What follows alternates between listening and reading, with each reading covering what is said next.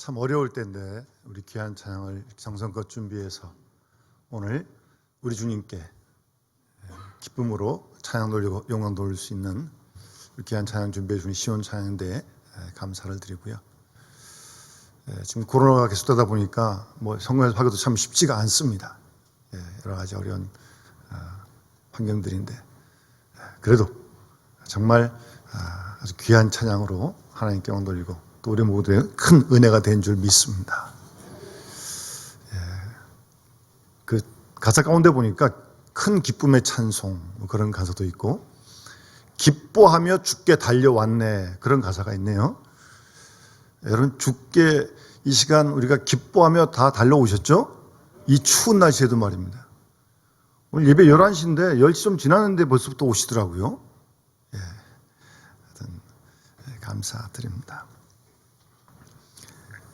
소망 없는 우리 죄인들을 죄와 사망의 권세에서 구원하시고 하나님의 자녀로 삼으시려 이 땅에 오신 예수 그리스도의 성탄에 한량없는 은혜와 평강과 기쁨이 우리 모든 영남의 식구들과 가정에 충만하게 넘치기를 간절히 소원합니다. 사실 1년 365일이 있지만 가만 생각해 보니까 그 365일 중에 가장 기쁜 날이 언제일까? 바로 오늘이라고 생각이 들었어요. 성탄절. 예수님이 나신 날. 여러분 잘 아시는 그 고린도전서 15장 부활장에 보면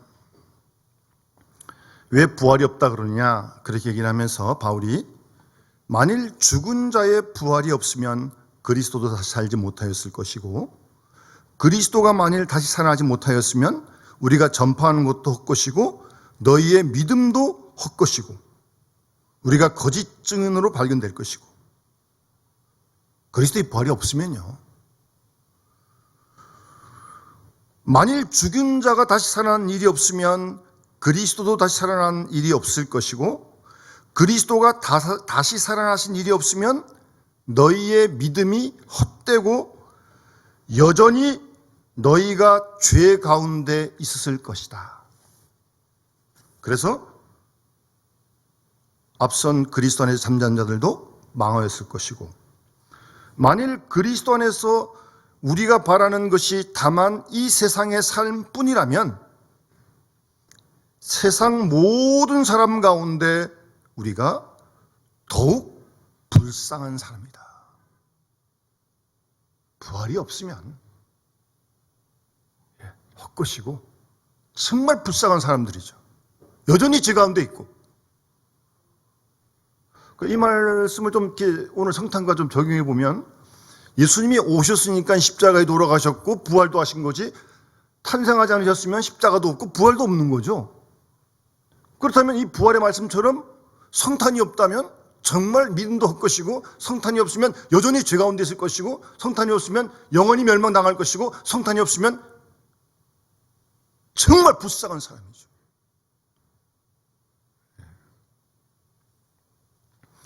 사실 그래서 우리 이 성탄의 핵심 단어는 계속 찬양에 나오고 본문에서 말씀하시고 성경에 말씀하시듯 기쁨입니다. 성탄의 소식이 모든 백성, 온 백성에게 미칠 큰 기쁨의 소식이잖아요. 그리고 천사가 노래하기를 하나님께 영광이고 땅에서는 기뻐하심을 입은 사람들 중에 평화라고요. 평화예요, 평화. 제가 말씀 준비하면서 이 기쁨과 평화가 나에게 있는가? 우리와 교회가 하나님께 영광 돌리는가? 세 가지 질문을 계속했습니다. 여러분 지금 성탄절 아침 예배하는데 마음에 기쁨이 있어요? 예? 상황이 어렵고 형편도 어렵고 힘든 일도 많은데 아픈 데도 있는데 마음의 기쁨이시지 않냐고요. 함께 평화가 있습니까? 혹시 불안한 건 아닙니까? 누구 미워하는 거 아니에요? 마음이 눌리는 건 아닙니까? 분명 성탄을 통해서 하나님께서 우리에게 기쁨과 평화를 주시는데 우리 그걸 누리지 못한다면 이건 통탄할 노릇이죠. 하나님께서 정말 마음 아파하실 거예요. 그러라고 예수님 보내셨는데 그 기쁨을 누리지 못하고 빼앗기고 마음의 평강도 없고 하나님 얼마나 속상하시겠어요? 그러면서 제가 저를 돌아봤어요. 제 마음속에 정말 기쁨이 있는가. 제가 원래 좀 목석 같은 데가 좀 있거든요.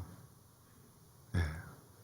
근데 제 마음에 기쁨이 별로 느껴지질 않아요. 왜 그럴까? 스스로 많이 살피고 여러 가지 이유를 찾는데 어쨌든 가장 큰 부담감은 내일 또 주일을 지켜야 한다는 부담감이 저한테 확 눌려오는 거예요. 내일 제가 또 설교해야 되거든요. 오늘 주일이 아니에요. 토요일 보니까 성탄절이. 근데 내일 주일이잖아요. 내일 설교해야 된다는 그게 부담감이 저한테 막 확 밀려오는 거예요. 별로 기쁘질 못해요. 제가 회개했습니다. 그랬어요. 그럼 기쁨을 회복해야죠. 그래도 그럼에도 불구하고 기뻐야지. 내일 설교했다고 제가 기뻐하지 못하면 되겠어요. 예수님 나셨는데. 예. 여러분, 주님이 이 땅에 오신 그 이유가 우리에게 기쁨을 주기 위해 오셨어요. 우리 죄 용서해 주시고 우리 사망에 건져 주시고 부활의 소망도 있고 영생의 기쁨도 있고 주님이 이 말로 함께 하시고. 그런데 사탄이 교묘하게 하나님이 주신 이 기쁨을 가만두질 않습니다. 어떻게든 흔들어 놓습니다. 기뻐하지 못하게. 그러니까 마음의 평강도 없는 거죠. 마음의 평강이 없어요. 불안하고 걱정이 쌓이고. 여러분, 그래서 그런 거 가르쳐서 영적인 싸움을 한다 그러는 겁니다. 제가 이 말씀 준비하면서 정말 영적 싸움 많이 했습니다. 설교하는 목사의 마음속에 성탄절날 기쁨이 없으면 뭐가 되는 거예요, 이게 도대체? 여러 가지가 있지만 어쨌든 제가 마지막을 회개하고 제가 말씀을 믿고 의지하고 어쨌든 이 기쁨을 회복하길 하나님 원하시는 거 아니겠어요? 저뿐이겠어요? 여러분 모두에게 다 그런 거 아니겠어요? 큰 기쁨의 소식이에요. 하늘의 영광 땅에는 평화로다. 주님 주신 그 평화를 우리가 누려야죠. 예?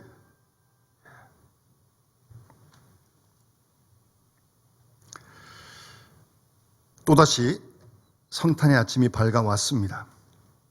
2000년 전 그날 첫 번째 성탄의 아침을 우리가 한번 생각해 봅시다. 베들레헴 작은 마을, 여관방, 그리고 마국간. 왜 하필이면 예수님이 마국간에서 태어나셨습니까? 인심이 그다지 나빴던 것인지, 세상이 그다지도 어두웠던 것인지, 왜 만왕의 왕이신 예수 그리스도께서 하필이면 마국간에 오셨냐고요. 오늘 본문 요한복음 1장 11절은 이렇게 말씀합니다. 자기 땅에 오매 자기 백성이 영접치 아니하였으나. 당시의 상황을 정확하게 말씀해주는 내용입니다. 예수님 영접받지 못했습니다. 주님을 영접하지 않은 백성에게 주님이 오신 거예요. 영접하지 않는 사람들에게. 아무도 예수님 깨닫지 못했습니다. 예수님을 깨닫지 못하는 그들에게 주님이 몸소 스스로 오신 거예요. 환영은커녕 오히려 배척하고 핍박하는 그들에게요. 주님이 오신 것입니다.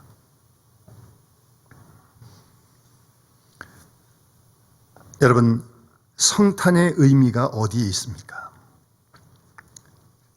누가복음 2장 14절 말씀에 지극히 높은 곳에서는 하나님께 영광이요 땅에서는 기뻐하심을 입은 사람들 중에 평화로다.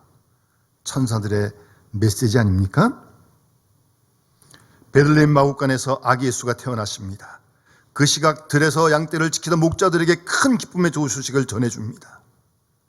그리고 하늘에서 천군 천사들의 찬송이 울려 퍼집니다.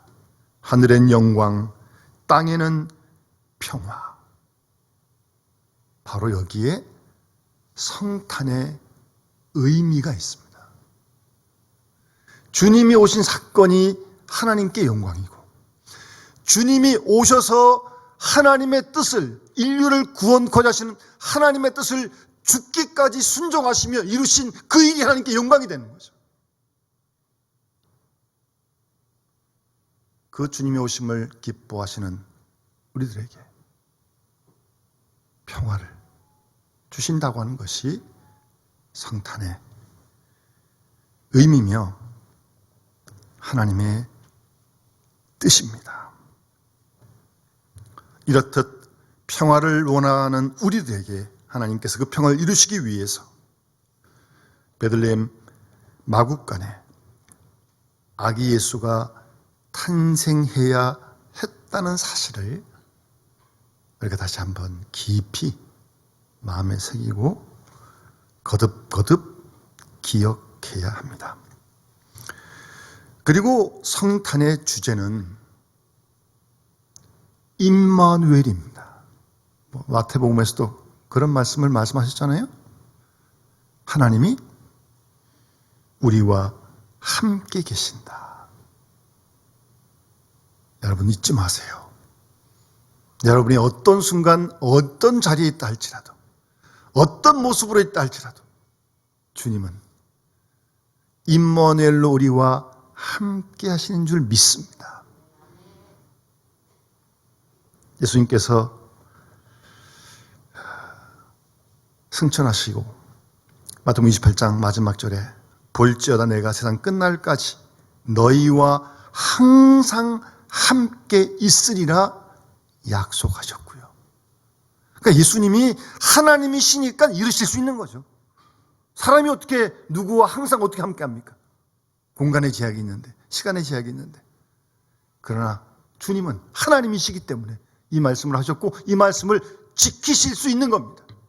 세상 끝날까지 어디에 있든 무엇 하든 어떤 행편에 있든 하나님께서 우리와 임마누엘로 함께 하시는 줄 믿습니다.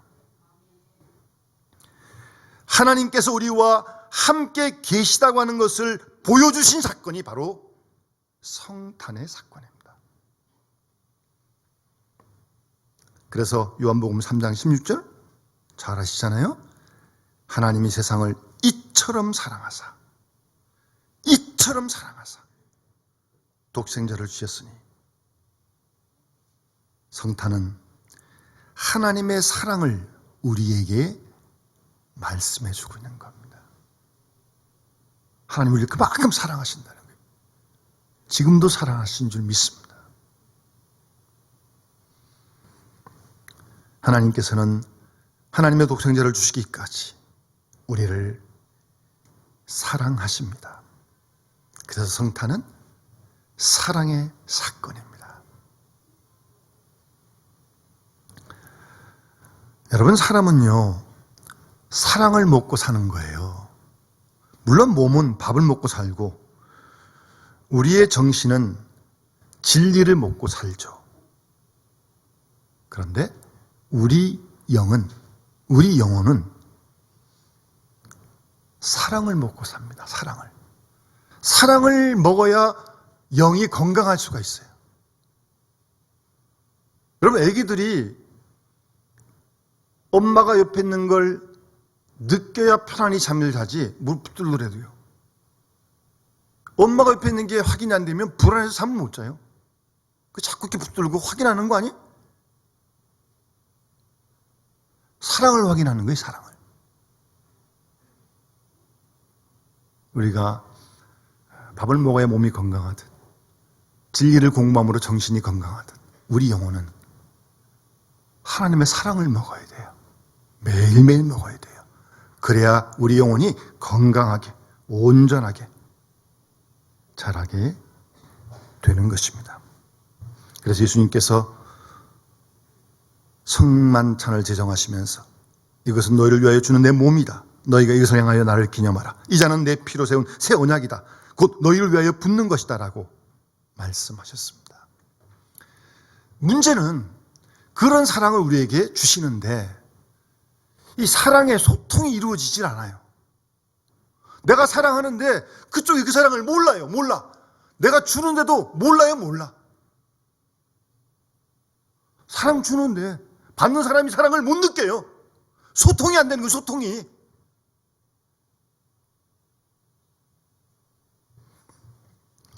보통 보면 이제 자녀들이 부모님 사랑 잘 모르죠. 그러다가 이제 철이 좀 들면 자기도 이제 자녀를 낳아보고 자녀를 길러보면서 조금씩 이제 부모님 사랑을 깨닫는 거 아니에요? 네. 부모님은 계속 사랑했는데 몰라요. 자기 자녀들이 그 사랑 안 받았대. 자기는 소통이 안 되니까 해도 소용이 없어요. 이거는.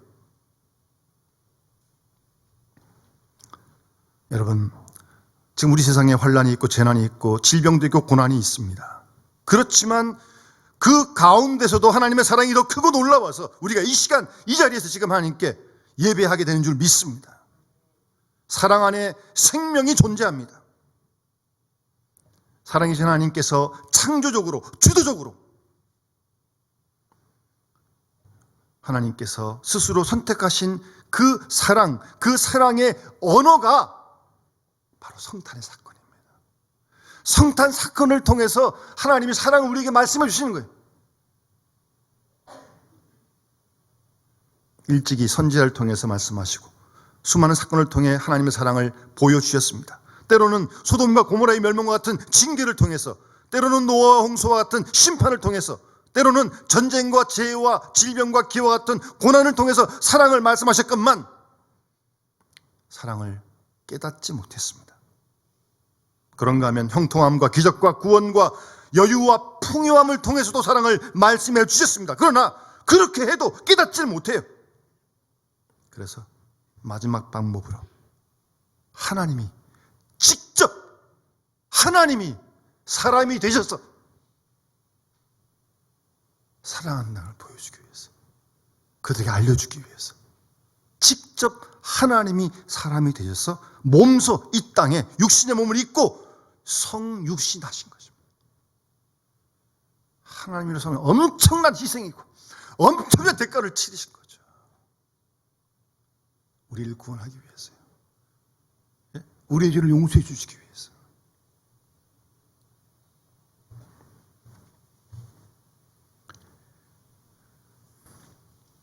바로 그 사건이 주님이 이 땅에 오신 성탄의 사건입니다. 하나님이 오셨습니다. 하늘의 보좌를 다 버리시고, 빌립보서 2장을 보면 주님이 자기를 비우고, 그러니까 너희가 내게 오라가 아니라 내가 너희한테 간다는 거예요. 그래서 성경에 보면 탕자의 비유 말고는 예수님의 모든 말씀의 대부분 비유가 찾아오시는 하나님을 말씀하시는 거예요. 바로 그 모습이 성탄의 사건입니다. 찾아오셔서 사람으로 오셔가지고요. 그 희생 대가 다 치르시고요. 그러니까 이제 하나님의 사랑을 영접하는 사람, 그나마 조금 이제 그 사랑을 아는 겁니다. 그래서 여러분, 사랑의 소통이라는 게 참 어렵습니다. 다 사랑한다고 서로 그러는데 이 소통이 잘 안 되니까 문제가 생기는 거예요. 갈등이 생기는 거예요. 사랑의 소통이 참 어려운 거예요. 그래서요. 여러분, 그 다미안 신부 이야기 아시잖아요. 원래 다미안 신부는요, 아주 부자기도 하지만 귀족이고 학자였습니다. 우연한 기회에 몰로카이 섬에 나병 환자들을 만나게 되는데, 불쌍해서 그들을 위해 돕겠다고 가서 뭐 이렇게 사랑을 전하는데 믿질 않거든요. 그 다미안 신부가, 하나님, 나 똑같이 저들에게 나병 걸리게 해달라고. 걸려가지고 와서 사랑을 전하니까 그때 그들이 마음 문을 열더라는 거 아니에요?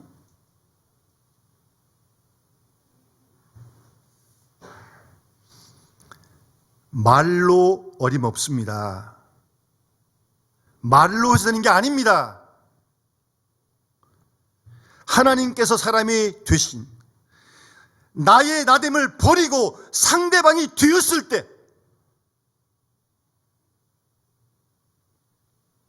하나님이 사람이 되시고 하나님이 죄인이 되시고 하나님이 약자가 되시고 하나님이 가난한 자가 되었을 그때에만 그가 사랑을 느끼게 되는 것입니다. 그럴 때 사랑의 소통이 되어지는 거예요. 내가 그가 되는 거예요.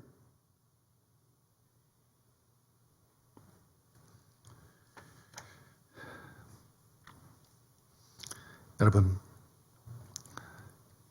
주님이 그런 사랑을 우리에게 오셔서 우리와 함께 있는 것입니다. 그러니까 사랑이라는 게 함께 있는 거죠. 어려울 때, 힘들 때, 아플 때, 괴로울 때 함께 그 자리에 거기 있는 게 사랑이지. 그 욥이 고난을 당하는데 친구들이 와가지고 뭐 이런저런 쓸데없는 얘기 하는데 뭐 욥한테 들어오지도 않죠. 뭐 하나님이 공의로우시다, 뭐 네가 지옥에 있는 거 아니냐, 다 쌀데없는 소리. 욥이 한마디 하죠. 그만둬라. 모르면 가만히나 있지. 뭐 옆에 가서 뭐 그냥 뭐 안다고 사람 마음도 아프게 나고. 그 고난의 자리에, 그 아픔의 자리에 함께 있는 거예요. 주님이 우리와 함께 하시던 말입니다. 주님이 이 땅에 오신 것은 단순히 마구간으로 끝난 게 아니잖아요. 우리를 위해 십자가에서 대신 죽으셨잖아요. 하나님이 사람 되셨고 의인이 죄인 되셨고 강하면서 약한 사람 되셨고 능력 많으신 분이 능력 없는 자가 되셔서 조롱당하고 조소당하고 비참하게 죽으셨잖아요. 바로 거기에 성탄의 의미가 있다는 사실을 우리는 항상 기억해야 합니다. 여러분, 예수 믿는다는 게 뭡니까? 예수님을 영접한다는 게 뭐예요?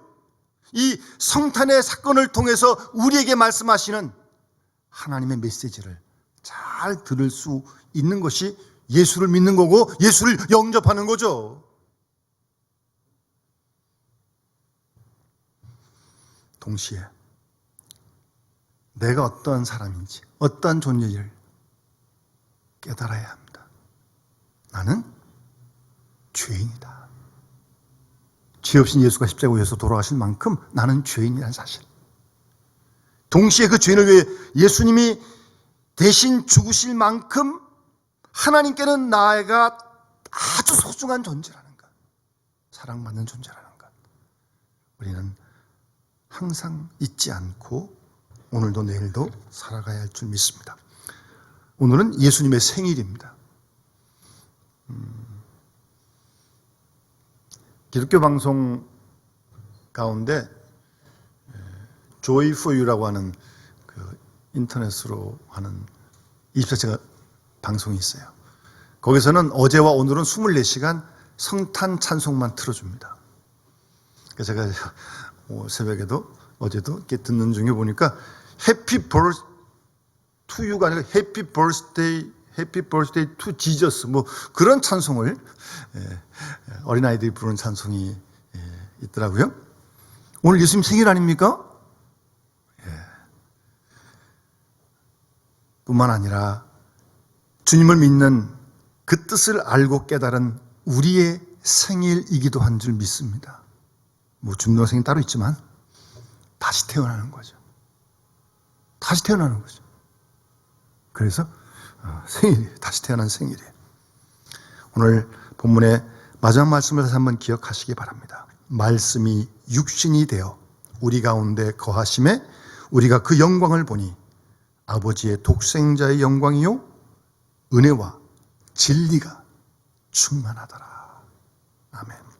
이 은혜가 우리 모두에게 충만할 수 있기를 주님을 축원합니다. 우리 찬송 126장 찬양 드리면서 봉헌하도록 하겠습니다.